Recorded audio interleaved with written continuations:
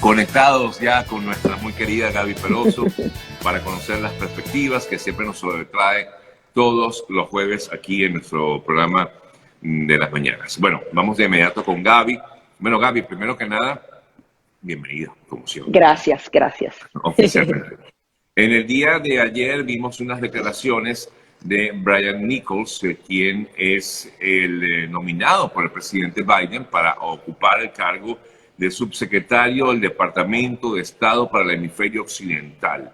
Y en la sesión del Comité de Exteriores dijo, entre otras cosas, que la presión sobre el régimen de Maduro iba a continuar. ¿Qué significa esto, Gaby, desde tu punto de vista, desde tu perspectiva? Sí, de la manera más práctica, recuerda que hemos venido hablando los últimos 6 meses que hay mucho lobby para, por ejemplo, levantar las sanciones del diésel. Es decir, se dice que hay un desabastecimiento gigante, que la gente se iba a morir. Eso no ha pasado. Parece que forma parte de esta desinformación y de todos estos lobistas que estuvieron ayudando al régimen de Nicolás Maduro. Y siempre se había dicho que bajo un mandato demócrata todo se iba a aliviar, que la máxima presión no iba a continuar. Pues esta nueva audiencia en el Congreso estadounidense ratifica que el gobierno de Joe Biden tiene muy claro la dictadura, lo dice públicamente y adicionalmente no tiene previsto levantar las sanciones. Incluso Nichols, que sería el Michael Kozak, aunque él estuvo justamente de una manera interina porque iba a ser Carlos Trujillo, el que era el representante ante la Organización de Estados Americanos por parte de Estados Unidos, quien iba a ocupar ese hemisferio occidental. Al final es como el jefe para Latinoamérica del Departamento de Estado. Básicamente ese es el cargo. Él decía específicamente que el tema del diésel no es como lo pintan, que no hay tal desabastecimiento y que por ahora no tienen prevista levantar esas sanciones y nuevamente, bueno, ratificaba esa visión un poco más general, integral de lo que sería el tema de las sanciones y no aliviarlas. Entonces, eso de alguna manera ratifica que la política está allí. Es sumamente importante que esa política permanezca, porque si tú levantas sanciones sin tener nada a cambio, yendo a una mesa de negociación, no tendría ningún sentido. Sin embargo, internamente vimos que la agricultura está paralizada, pero hay que hacer la salvedad. No es desabastecimiento, es racionamiento. Es decir, el gobierno está controlando a quién le da el diésel y a quién no. O sea, pero que sí de que hay, lo tienen, lo lo que, tienen. lo que leí ayer era que Nichols decía que efectivamente sí hay diésel Sí, o hay diésel. gasoil en Venezuela, pero que, como bien dices o como comentas tú, pues estaría entonces controlado. Totalmente, es racionamiento y además de alguna manera provocas la crisis, o sea, hablas de que ya hay un problema alimentario en Venezuela y la agricultura se paralizó, pero es por racionamiento, no por desabastecimiento. Ya las autoridades americanas lo habían dicho cuando conversaba con James Story, lo aseguraba, decía, hay suficiente y no tenemos previsto levantar esa sanción. Ahora, ¿algo similar estaría ocurriendo con la gasolina, Gaby? Con la gasolina hay varios puntos allí. Al parecer hubo un problema en los inventarios. Hay unos 12 tanqueros gigantes que están, o sea, hubo un problema operativo dentro de lo que sería la central de petróleos de Venezuela para recibir esa gasolina. No sabemos si va a ser algo puntual o algo que se mantenga. Sin embargo, nuevamente la producción petrolera en Venezuela, porque faltaban disolventes, de Nicolás Maduro, bajó la producción. ¿Te acuerdas que hablábamos que ya habían recuperado y estaban como en 700.000 barriles? Ahora nuevamente bajó a 400.000 barriles, como era el peor punto cuando comenzaron las sanciones. Eso obviamente repercute porque tiene que haber un intercambio, pero adicionalmente operativamente no pudieron manejar este tema de los tanqueros, que al parecer siguen estacionados allí, pero tienen la gasolina. O sea, en teoría la gasolina estaría cerca. Sin embargo, nunca lo puedes prever cuando se trata del régimen de Nicolás Maduro, porque puede ser intencional o simplemente desidia y desorden, como ha sido una de las principales características Sí, de este régimen. como lo hemos visto pues, en los últimos años, razón por la cual pues, PDVSA ya no es la empresa que llegó a ser en algún momento, ¿no? De verdad que muy, muy delicado.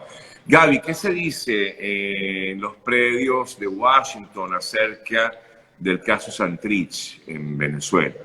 Bueno, hasta ahora no ha habido pronunciamiento de ellos. Recordemos que ninguno de los dos gobiernos han hecho una confirmación sobre este caso.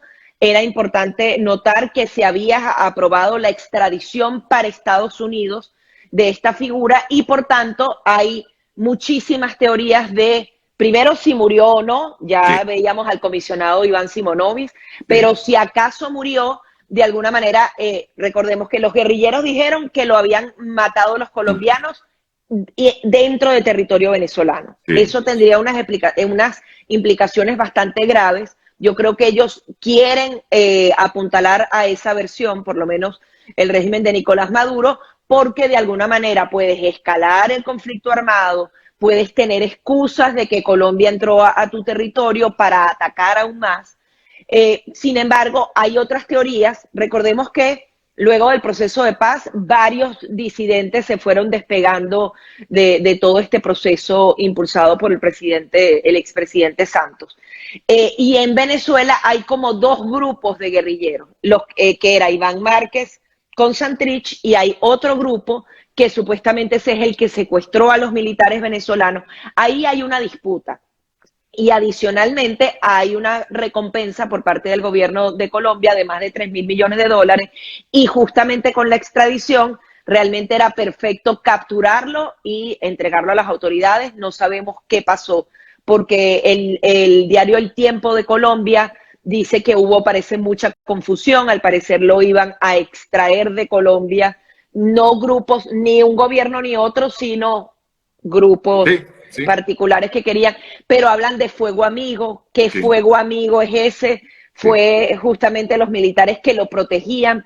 Hay de verdad muchísima confusión, pero sí ratifica que, bueno, que los guerrilleros están allí, que hay traiciones internas. Eso también es interesante Eso te iba a tomarlo en cuenta. comentar, Gaby, incluso sea cierta o no la muerte de Santrich, lo que sí es cierto es que estas personas están en territorio venezolano, lo que no ha sido, pues todavía no ha querido ser aceptado por parte del régimen de Maduro. No Pero lo acepta, pero siempre les ha dicho, ustedes son bienvenidos acá y sabemos que están allí. El comisionado Simonovic, bueno, el lo, excomisionado, sí, lo sacaba las fotografías, todo el mundo sabe, hay gente que dice, está en Cumbres de Curumo, estuvo en Katia, ahorita supuestamente estaba armando todo lo que sería ese frente, porque además es muy grave lo que está pasando, todo como que se junta y cuando lo ves dices, wow. Está el tema de Apure, donde hay, bueno, un enfrentamiento vivo entre disidencia, gobierno, Colombia. Adicionalmente, veía uno de los informes del Centro para una Sociedad Libre y Segura. Ellos aseguraban que, por ejemplo, están aprovechándose los guerrilleros y los narcotraficantes todo el tema de las protestas en Cali para avivar uno de los puertos que fue más importantes antes de todo lo que fue el acuerdo de paz para traficar. Al parecer es un punto a 2 horas de Cali, lo llaman el puerto de Buenaventura, si no me equivoco, ujú, si no es el nombre preciso, me disculpo, para justamente avivar nuevamente esas rutas del narcotráfico. Es decir, claro. aprovechas el caos político, por así decirlo, para nuevamente instaurar tus redes. Santrich supuestamente estaba en un lugar particular para justamente reactivar todo ese intercambio de drogas y de narcotráfico y de Mira, guerrilla que yo existe. te voy a decir Entonces, algo. Yo me voy a ir, y disculpa que te interrumpa, pero es que sí, pero está bien. me voy a ir por la versión que ayer, por cierto, nos daba Simonovic aquí. Yo hasta que no vea Es verdad. mm, que está el cuerpo, como él decía, las evidencias, pues yo no espero, pues no voy a creer esto, o sea, porque pueden ser muchas argucias, pueden ser muchas jugadas, muchas estrategias de parte incluso de la propia disidencia de la FARC, como tú comentabas. Además, puede Mira, ser el plan de las películas de siempre, es que, para desaparecerlo y tener una nueva identidad. Ya su exactamente, identidad es robada.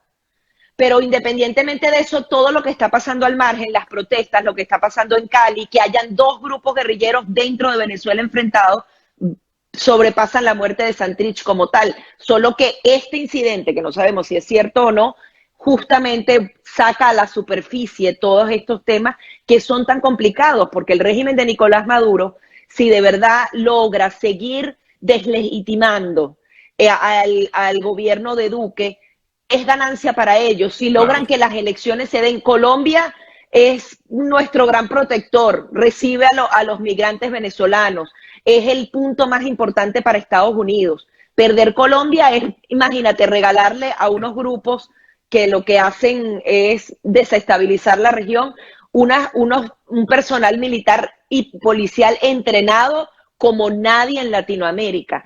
Es muy delicado, es como la joya de la corona, el Claro. programa que vamos a tener Sí.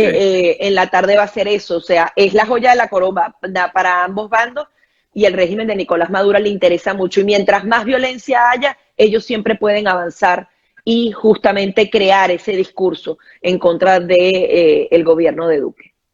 Ahora, pero es una estrategia, ojo, si esto no es verdad, es una estrategia muy bien planificada por parte de estas disidencias de la FARC, el hecho de decir que Santrich murió, porque, a ver, se plegaron a ella medios de comunicación Todo el reconocidos, mundo, sí. El Tiempo, la revista Semana, o sea que Y incluso, hablando, sí. dime tú.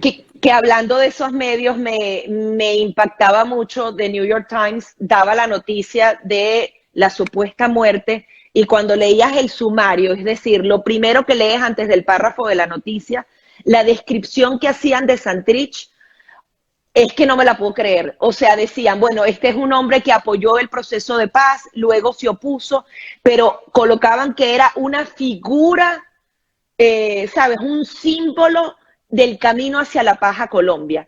A veces siento que no entendemos la dimensión. Santrich es un asesino, es un guerrillero, es un narcotraficante. Y cuando te empiezas a ver todos esos artículos de prensa, es como un hombre que logró que se hiciera el acuerdo de paz. O sea, a veces perdemos las perspectivas. Es un hombre que hizo el acuerdo de paz hasta que le funcionó No, y pero se lo tiró devolvió a al las o sea, armas. lo desbarató, o sea, lo Exacto. pisoteó. Y siguió matando y Claro. traficando con droga. No, Entonces, y ese no, ese es además, un eso símbolo de la paz. acuérdate recuerda cuando estuvo preso en Colombia y todo lo que ocurrió con supuestamente que lo iban a dejar preso, Sí, él tuvo y todo varias este veces. show que armó, todo para irse. O Y sea se que, terminó yendo y saliéndose con la suya y protegido. Pero entonces eso es un símbolo para la paz de Colombia. O sea, a veces los medios de comunicación, no sé si fue un error, bueno, yo no sé, Gaby, pero de verdad es que yo he muy visto grave. últimamente, yo me he decepcionado de algunos medios a los que sigo y a los que admiro y respeto, porque a veces digo, no entiendo, y tú dices, realmente uno puede apoyar esta- estas Sí. versiones que manejan. Están en la gloria los guerrilleros, es el asediado gobierno de Nicolás Maduro, o sea, no lo entiendes, no, No sé, de verdad no que no. sé si es que hay intereses, no sé, la verdad es que a veces me cuesta creerlo, pero a ver, estoy hablando de grandes medios, bueno, no sé, Grandes medios. pero grandes medios que tú dices, wow, no sé. Yo no creo, yo de verdad no creo esto, que esto del New York Times esté plegado a una variante, Sí, pero digamos que es una casualidad de alguien bueno, lo vio como una figura, pero los medios de comunicación tenemos que ser responsables y no sí, decir que un asesino es un símbolo de paz para un país. Porque hay tantos colombianos buenos, Sergio, hay tanta gente que ha sufrido tanto este conflicto. Y, ok, a mí no lo hago propio el comentario, pero imagínate que lo lea un colombiano y diga, de verdad, él es un símbolo de paz para mi país. Es una falta de respeto con los colombianos y con el mundo entero que ha sufrido sí, 60 años de guerra en Colombia, ¿no? sí, sí. Bueno, en todo caso, esperaremos. Yo, insisto, como te comentaba antes, yo me Sí, voy hasta que por no la lo veas. versión, sí, yo me voy por la versión que daba Simonovic, efectivamente, hasta que yo no vea evidencias reales, no se puede dar por sentado de que esto ha ocurrido, porque efectivamente, fíjate tú, estamos hablando de esto, que favorece a muchos sectores, Algo pues pasa allí y efectivamente estos personajes que estarían en Venezuela son también joyas de la corona, también como tú hablabas un poquito acerca de este tema. Gaby, vamos a entrar un poquito en temas internos de Estados Unidos. Oye, por cierto, antes de eso, estoy leyendo aquí información que está siendo publicada en este momento. Es un trabajo que hace el diario Tal Cual, donde entrevista al coordinador de Provea, Marino Alvarado, quien manifestó ayer que Nicolás Maduro pudiera ya empezar a ser investigado por la Corte Penal Internacional. ¿Qué información tienes al respecto, Gaby? Sí, Sergio, recordemos que a mediados de diciembre la Corte Penal Internacional, cuando hace su informe de todos los casos que está manejando, estamos en examen preliminar, no se ha abierto la investigación a Venezuela, dijo que en la primera parte del 2021 podría iniciarse esa investigación y adicionalmente ratificaban que habían elementos suficientes y necesarios para dar apertura a esa investigación. Ya estamos casi en junio, es decir, los primeros 6 meses del año están a punto de cumplirse. Se decía que en las próximas horas o máximo la semana que viene, la Corte Penal Internacional podría emitir algún tipo de pronunciamiento. El régimen de Nicolás Maduro obviamente ha estado mandando más informes que nunca para tratar de retrasar eso.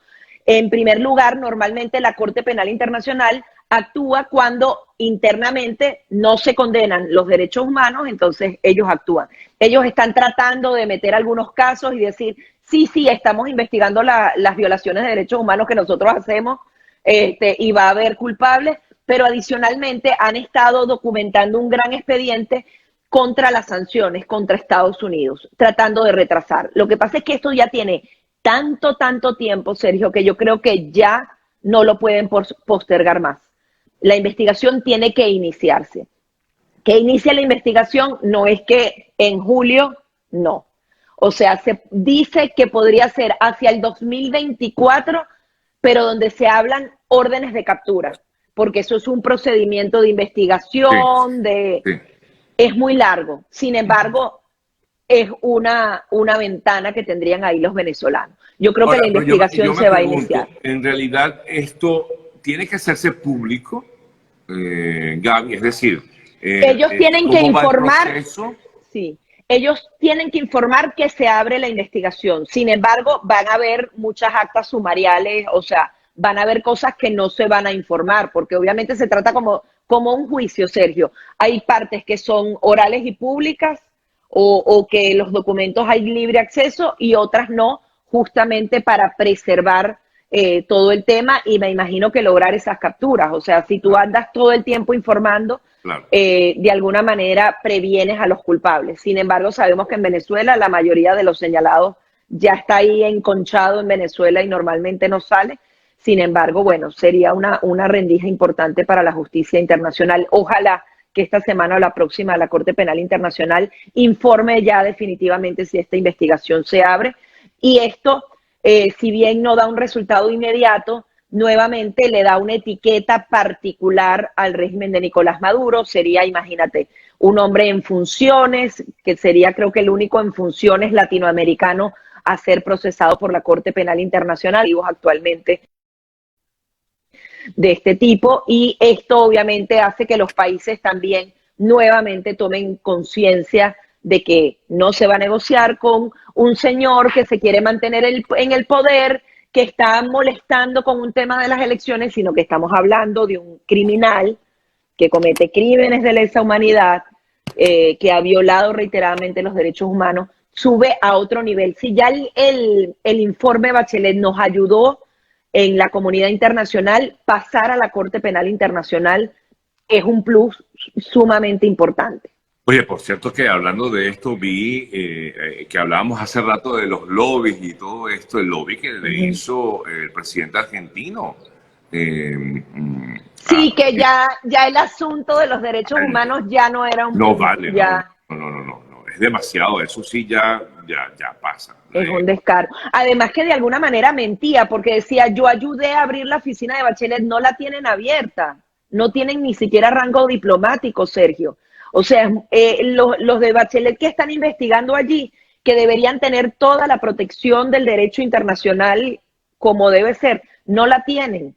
O sea, quizás la oficina a nivel diplomático se pueda abrir con el Programa Mundial de Alimentación, pero antes eso no ha sucedido. Ellos están ahí y él habla como que sí lo hizo y que ya el asunto pasó. No, y además que Es con esa gravísimo. ligereza, además, Gaby, es lo que a mí me impacta, la ligereza con la que habló. Yo digo, ¿cómo un presidente de un país va a hablar de esa forma, sabiendo que además que no hay, o sea, hay vulneración de derechos humanos en Venezuela? Es preferible que te abstengas de comentar. Claro, no lo diga, no lo diga. O sea, es preferible. Pero pareciera que es un lobby que le hace también con miras a este tema de la Corte Penal Internacional. Es por lo menos lo que uno llega a ver. Sí, o bueno, o la negociación. Él también puede estarse pintando muy suave y protector de Maduro para estar en esas negociaciones de un lado y no de otro. Claro. Son demasiadas cosas. Sí. A mí con el tema de la negociación, o sea, me preocupa. Yo entiendo que se está presentando este plan para salvar a Venezuela, que tiene el apoyo de muchos países. Sin embargo, yo creo que también en la medida de lo posible tenemos que ser sinceros con los venezolanos. Yo creo que lo que se va a lograr en esa mesa es que entren las vacunas y entre comida, pero no es la solución para Venezuela. Y si la oposición y los líderes no tienen un plan B y un plan C y un plan para las elecciones presidenciales que seguramente no van a ocurrir y no organizan y movilizan a la gente con miras, no sé si es 2023, 2024 las elecciones de Maduro, y no se tienen varias estrategias, Sergio, caemos nuevamente en el vacío. Está muy bien que a través de la negociación lleguen las vacunas y la comida porque tiene que ser así. No, los venezolanos no pueden esperar más. Pero volver a presentar una solución mágica que solamente nos va a llevar a eso, porque hablas con muchos y es como, bueno, esto va a dar un alivio pero eso no se está presentando al país así. Entonces vas a volver a prometer que es complicado y ojalá que tengan muchos planes y hayan muchos grupos trabajando en paralelo. Bueno, tú sabes que ayer veía, bueno, he visto por supuesto muchas voces disidentes con respecto al tema del acuerdo de salvación y todo esto.